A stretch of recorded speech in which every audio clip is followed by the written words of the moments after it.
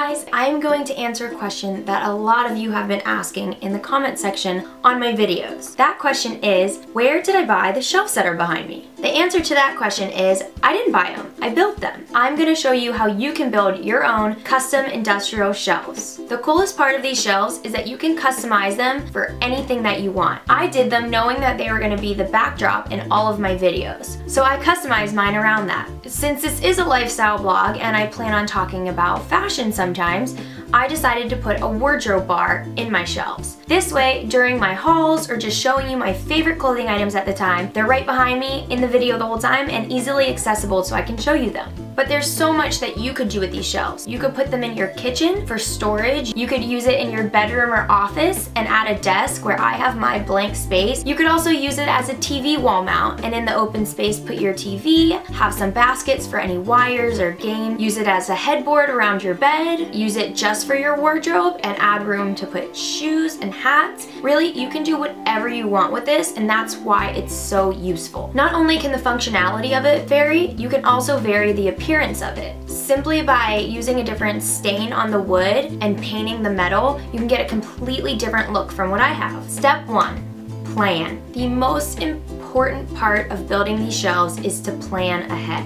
When coming up with your own unique design, it can really be beneficial to center it around something specific. In my case, I centered mine around knowing that I wanted the wardrobe bar and also the hanging plants I have. Having these basic ideas of what I wanted really helped the entire shelving unit come together. The types of materials you're going to need for this project and the specifics of what I used are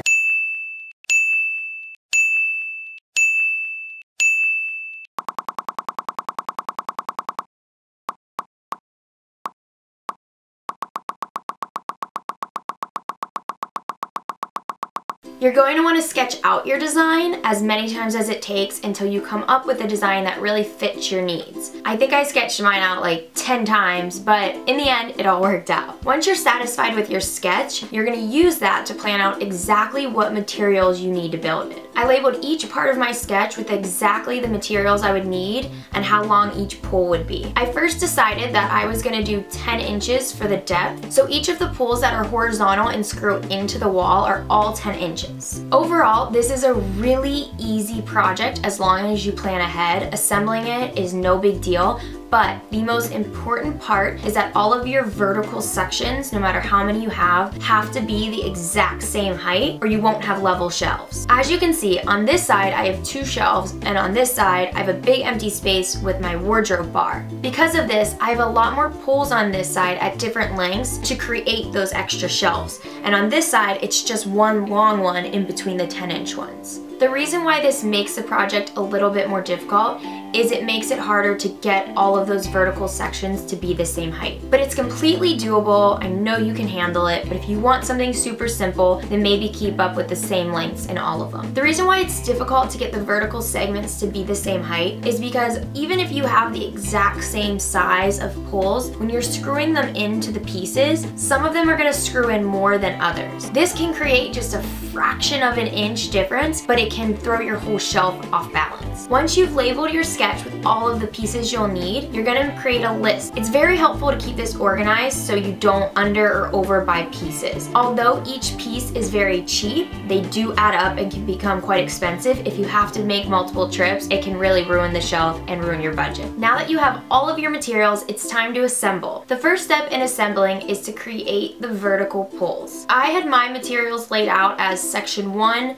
2, and 3, which corresponded to each vertical pole. Once I had all 3 sections assembled, I stood them up against a wall to make sure they were all the same height. Now don't be alarmed if they're not. They're most likely going to be off at least by a little bit. To make all the sections the same height, I started by comparing them all to the smallest of the 3. This way, you know that one's already the tightest and you don't have to loosen it to bring it up to the height of any other ones, and then you might have a loose and wobbly shelf. I really just stood and gripped it as best as I could with my body. The smaller ones that come out horizontal, I would squeeze with my legs and my arm, and then just starting from the top, twisting as tight as I could and working my way down until they were all the exact same height. Once these are the same, you're ready to assemble them to the wall. I had already planned out exactly how far apart each one would need to be, so I started with the one farthest to the left and attached that one to the wall first, working from top to bottom. We used a laser level throughout this entire thing, checking and double checking that everything was perfectly level, not only horizontally but vertically as well. Each one of the discs that connect to the wall have 4 holes that you can put screws in. For mine, I only put 2 in each one of them, but you can absolutely do 4 for more security. Once your first section is secure, you can move on to the second